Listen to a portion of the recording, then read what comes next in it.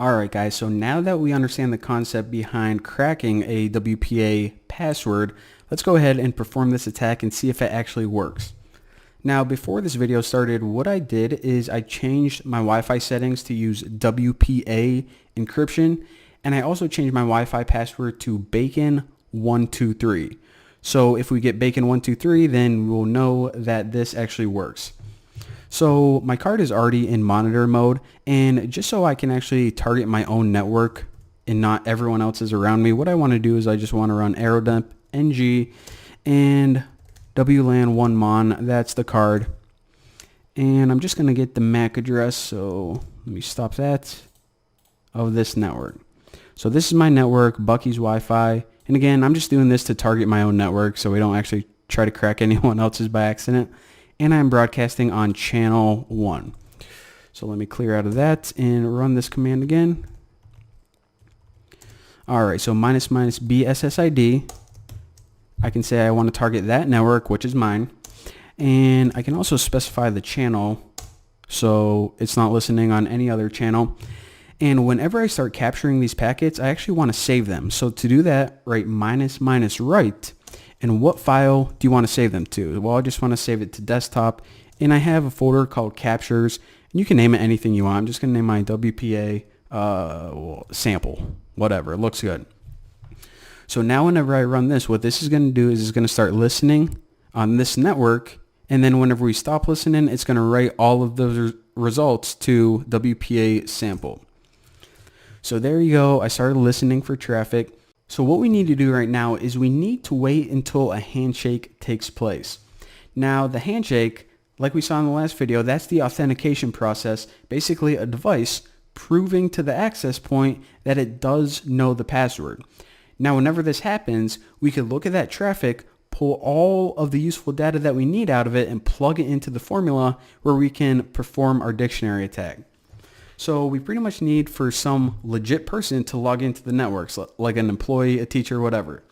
Now, if you're at like a huge office building or like a university or something, people are going to be logging into this network all the time.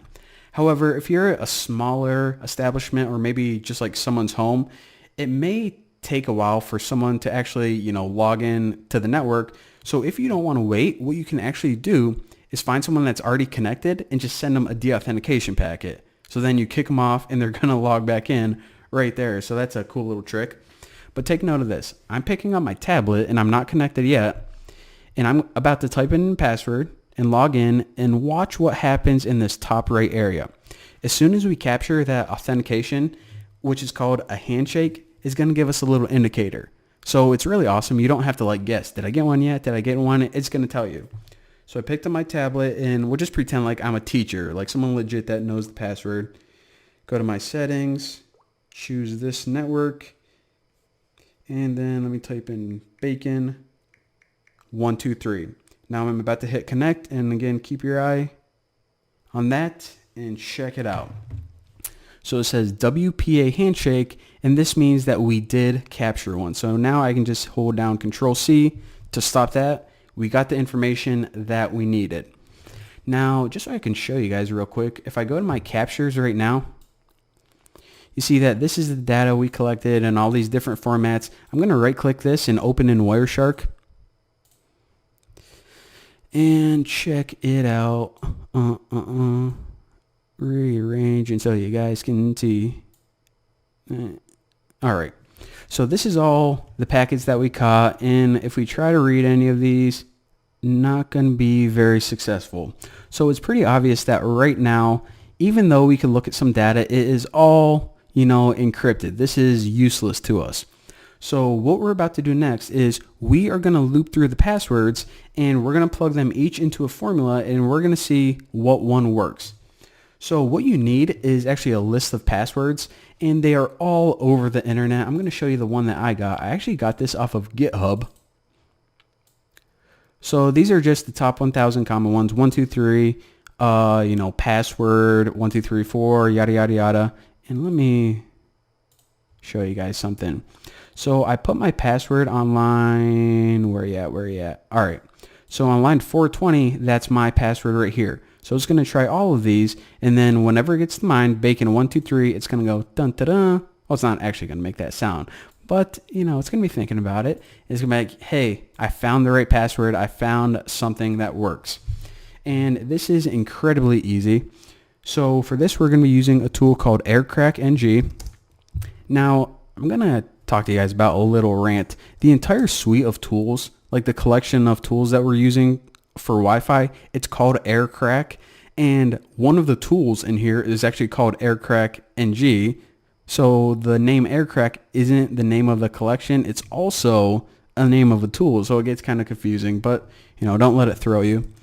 So AirCrackNG, that's what we're going to do to crack the password. And then it takes two pieces of information. The first one is the capture file, the one that we just opened in Wireshark. And mine is in desktop captures, and it was called WPA cap. Now, the next thing it needs is, all right, what are all the passwords that you want me to try? And that was that file I just showed you guys, and it was desktop list, and I believe it was called, no, top passwords and 1000. So again, in order to find the right password, all you need is a capture file that has the handshake in it and a list of possible passwords. Now I'm going to hit enter, and it's going to start looping through those. And how quick did that take? Like a second and a half maybe. And what it says is, okay, I found your key, bacon 1 2 3. I mean, in a blink of an eye. And by the way, I just want to say that it doesn't usually take that quick. Sometimes people have like millions and millions of passwords. Sometimes it can take quite a long time. But I mean, this is a computer. It just ran through 400 potential options in, you know, like half a second. And I mean, if you ever looked at anyone's password on their Wi-Fi, they're usually not that complex like the majority of people. So that is how you perform that. Now, what I'm going to do now that we have the password is we now have all the pieces that we need. Not only can we log in to the network just using this password, but we can also start decrypting all of that information. So now let me move over to my captures file. And what we can do here is we can run a tool called AirDecapNG. And this is a tool that you use to actually decrypt those packets. So now that we have all the pieces, what we can do is we can start looking through these packets and decrypting them. Pretty awesome. So the formula takes a couple pieces, and we already have all of them. The first thing is, what's the name of the network? So it was Bucky's Wi-Fi. Simple enough. Now if you write -P, another piece that it needs is the password for that network. And we just figured that out. It was bacon 1 2 3. And the last thing you need to give, of course, is a file that you want it to decrypt. So mine was WPA sample.cap. And check this out. So keep an eye on this, because what it's going to do is it's actually going to build a whole new file. But this is going to be with decrypted. So the file names are kind of similar. It's going to name the same thing as this, but put a -DEC at the end. So keep your eye on this whenever I run this command. Going to hit enter. And you see that it generated a new file. Well, let me just open that up in Wireshark. Look at that. All right, so now check it out. So this was our starting point, all of the encrypted, packets over Wi-Fi. And what we did with that password is we pretty much use it to reverse engineer a key, and we now got some beautiful decrypted information that we can look through. So how beautiful is that? And that, ladies and gentlemen, is the basic theory behind WPA key recovery or password recovery, and also how you can crack a password if you don't know it, and also use that password to decrypt WPA packets. So there you go. Thank you guys for watching. I will see you next time.